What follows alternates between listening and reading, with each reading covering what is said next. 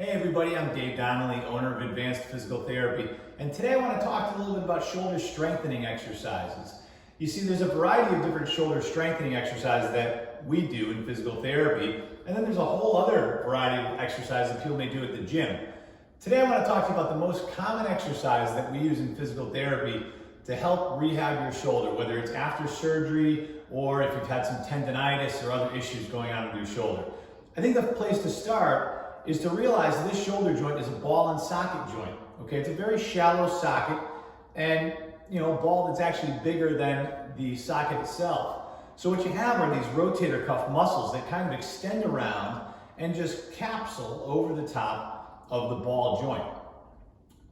This ball joint works best when it's in the center of the socket, but sometimes when we get injured or just get older, a variety of things come into play, and it results in the ball not operating very well in the center of the socket. Instead, it kind of drifts into a different position. So, strengthening exercises are a great way to help restore that control of the ball in the center of the socket. Now, my guess is that you all don't have a full set of dumbbells at home to use to go through this exercise program, but let's see what we could use with what you do have at home. Today, I'm going to use my lightest weight here, a Campbell's soup with Spider-Man on the front. I've got a weight that's slightly heavier, chicken sausage gumbo, and I've got my adjustable weight, or kettlebell type weight, a gallon of milk. Obviously, the more full this is, the heavier it gets. So, if you had an empty gallon container and you filled it with water appropriately, you can kind of create your own weight of up to probably 8 pounds. For the first exercise, I'm going to use my lightest weight. I'm going to lay on my side, and I've got a bench here that I could use, but you could also use the floor if that works for you. And laying on your side, you'll keep your elbow against the side of your body and just rotate up this way. This is called external rotation.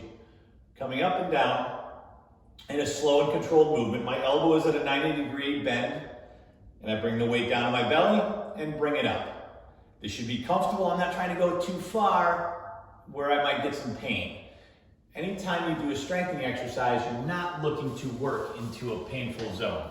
For the next common exercise, I'm going to use my gallon of milk. And this is a row. So many of you have done this in an office where you row some bands back or some weights back on a cable column. In this case, I'm going to use my heavier dumbbell.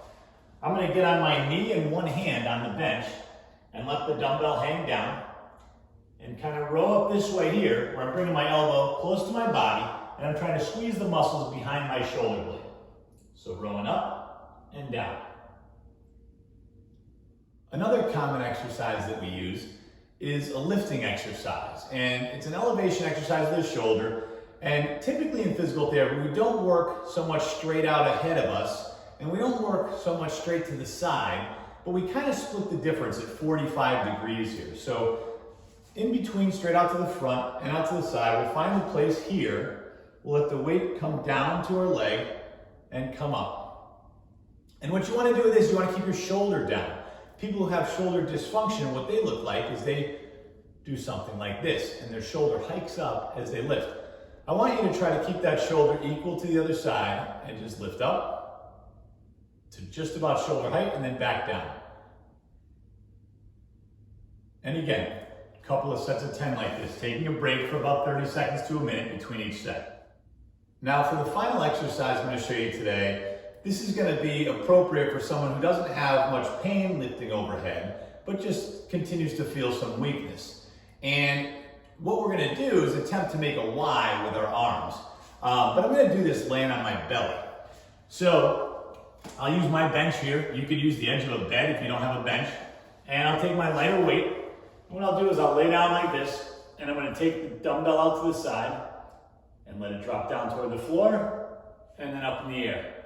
Again, this isn't straight overhead and this isn't out to the side. This is more to a diagonal. And then back down. Up and down. Slow and controlled. Give those exercises a try and see what you think. Remember, let pain be your guide. Don't work through pain. It's normal to feel a little bit of warmth or some mild burning in the muscle as you're tiring it out, but this shouldn't be painful. If you've had shoulder surgery or a dislocation or any kind of fracture, contact us directly. I'd be happy to sit down with you over a video chat and go through some specific information that makes sense for you.